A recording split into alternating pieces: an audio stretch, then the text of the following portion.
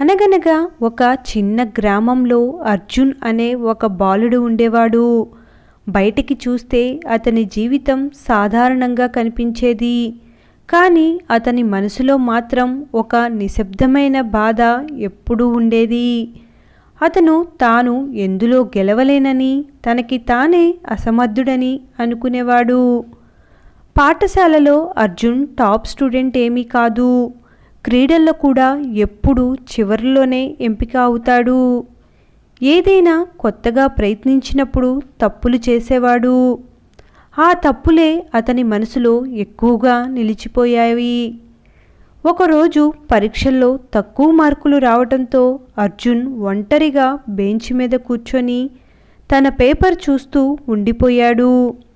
అప్పుడు అతని స్నేహితుడైన రవి అక్కడికి వచ్చి, పర్లేదురా, నెక్స్ట్ టైం ఎగ్జామ్స్ బాగా రాస్తావు, మంచి మార్కులు వస్తాయి, బాధపడకు అని ధైర్యం చెప్తాడు. కానీ అర్జున్ దానికి తల ఊపుతూ, నీకు అర్థం కాదురా, నేనెప్పుడు తప్పులే చేస్తాను, నేను ఎందులో గెలవలేను, ఐఎమ్ ఏ ఫెయిల్యూర్ అని బాధపడతాడు. స్కూల్ నుంచి అర్జున్ ఇంటికి చాలా నిరాశగా వెళ్తాడు. అతని తాత అతని మౌనాన్ని గమనించి, ఏమైంది అర్జున్ అని మెల్లగా అడిగాడు.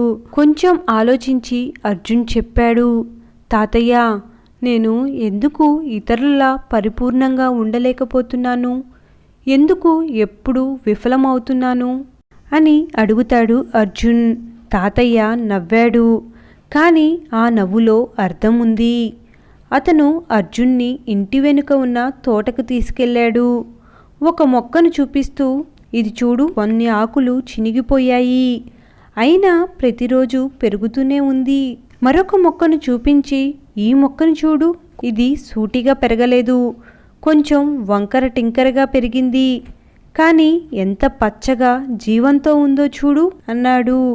అర్జున్ ఆశ్చర్యంగా చూసి, దీని అర్థం ఏమిటి తాతయ్య అని అడిగాడు. తాతయ్య అతని భుజంపై చెయ్యి వేసి, ప్రకృతి పరిపూర్ణంగా ఉండాలని ప్రయత్నించదు, అది పెరుగుతూనే ఉంటుంది. ప్రతి మొక్క, ప్రతి చెట్టు, ప్రతి పువ్వు అన్నిటికీ లోపాలుంటాయి, కానీ అవి ప్రయత్నించటం ఆపవు అని అన్నాడు. అర్జున్ మౌనంగా విన్నాడు. ఈ విషయం బాగా గుర్తుపెట్టుకో అని తాతయ్య మళ్ళీ చెప్తాడు. ఎవరు పరిపూర్ణులు కాదు అర్జున్, నీ స్నేహితులు, నీ గురువులు, నువ్వు ఇష్టపడేవాళ్ళు ఎవ్వరూ కూడా పరిపూర్ణులు కాదు. తేడా ఏంటంటే వాళ్ళు ప్రయత్నించటం ఆపరు. ఆ మాటలు అర్జున్ మనసులో నిలిచిపోయాయి. మరుసటి రోజు అతని జీవితం ఒక్కసారిగా మారలేదు. ఇంకా క్లాస్ రూమ్లో చాలా కష్టపడ్డాడు, తప్పులు చేశాడు, కానీ ఈసారి ఆగలేదు. అర్థం కానప్పుడు ప్రశ్నలు అడిగాడు. క్రీడల్లో ఓడిపోయినప్పుడు ఇంకా ఎక్కువగా ప్రాక్టీస్ చేశాడు. తప్పులు చేసినప్పుడు దాచుకోలేదు, వాటి నుంచి కొత్త విషయాలు నేర్చుకున్నాడు. రోజులు వారాలయ్యాయి, వారాలు నెలలయ్యాయి. నెమ్మదిగా అందరూ అతనిలో మార్పు గమనించారు. మార్కుల్లో కాదు, అతని మనస్తత్వంలో. ఒకరోజు స్కూల్లో జరిగిన పోటీలలో అర్జున్ స్టేజ్ మీద మాట్లాడేందుకు ముందుకు వచ్చాడు. అతని చేతులు వణికాయి. మొదట్లో స్వరం కూడా కంపించింది.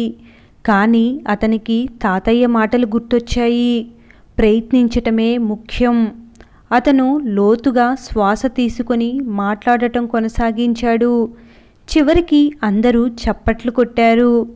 ఆ రోజు అర్జున్ పరిపూర్ణుడు కాలేదు, కానీ అతను మరింత గొప్పదాన్ని సాధించాడు.